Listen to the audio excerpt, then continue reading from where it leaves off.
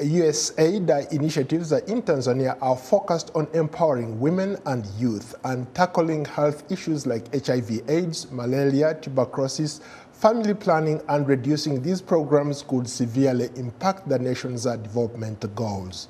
For more insight, I'm joined by Eric James Shigongo, a member of parliament from the ruling party, Chama Mapinduzi. Hello, Eric. Welcome to Africa 54. Thank you so much for having me on the show. This is a privilege for me.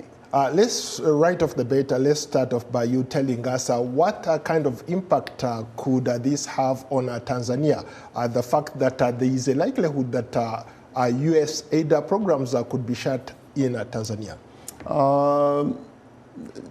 America has been a generous country. That's known to everybody. America has been generous to all over the world, having influence and not being known as a country which thinks of others. This decision of suspending USAID funding and PEPFAR has come with a shock to Africa, especially to my country, Tanzania.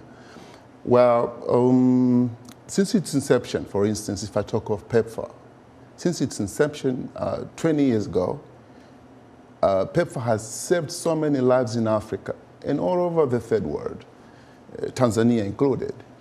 About 2.1 million people saved from death, and about 10 million people have been receiving different kind of services. PEPFAR has been buying ARVs for sick people, dealing with the orphans all over the world, but suspending it so suddenly can come with a lot of withdrawal syndrome.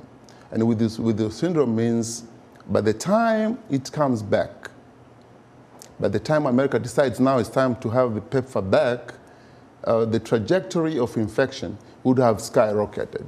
And it's going to be very difficult to control it again. And that sets the point that so many infections will raise and so many deaths will be experienced. So my opinion as Eric, but as a member of parliament and as a man from the third world, I'm asking America to rethink its decision. Your points are well noted. Let's move on to a different topic. Tanzania is credited for doing very well when it comes to the economy. Over the last couple of years, it has done remarkably well. What has contributed to that? I read a book by Jim Rohn. It says, everything rises or falls on leadership. We have the best leadership in Tanzania right now under Dr. Samia Suluhu Hassan. Our president has decided, number one, to make sure that all the resources, all the wealth, the God-given wealth we have in Tanzania contribute to the national basket so it can increase our GDP. As I'm talking to you right now, our per capita income has increased and our GDP has raised.